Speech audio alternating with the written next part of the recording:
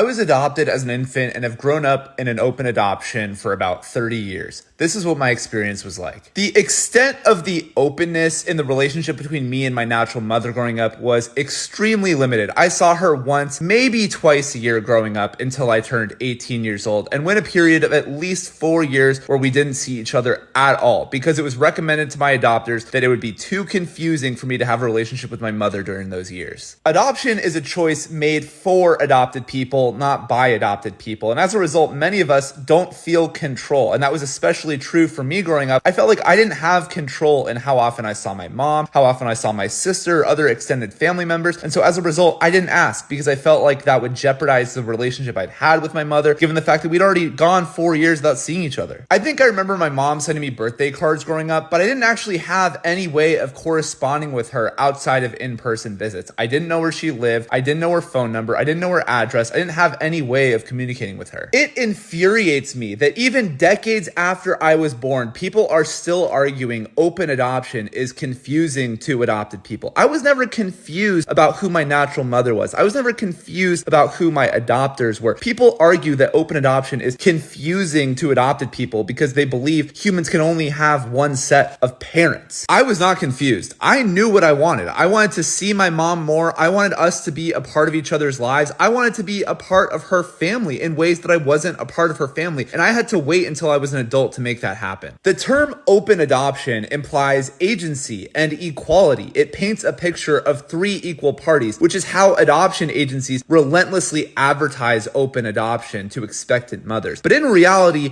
adopters always hold the keys in open adoption, whether or not they're good or bad people. Open adoption is without a doubt better than closed adoption. I have the closed adoption experience as well. I have a father in Ireland who I've never met who's kept me a secret from his family. No one should have to deal with that. But at the same time, there are so many limitations and lies about open adoption that America needs to wake up to. Open adoption is a marketing tactic. It is a way of making unenforceable empty promises to expectant mothers and painting the picture of what their life will look like with their child, when in all reality, there is zero guarantee they will ever see their child again once adoption papers are signed. In some ways, I'm fortunate because I have two families and good enough relationships with everyone in those families, but I will always be playing catch up on those 18 years that I missed out on with my family of origin. At the end of the day, open adoption does not serve adopted people. We have no means of reversing our adoption if that's something we want to do, and we have no legal say in how often we see our own families growing up.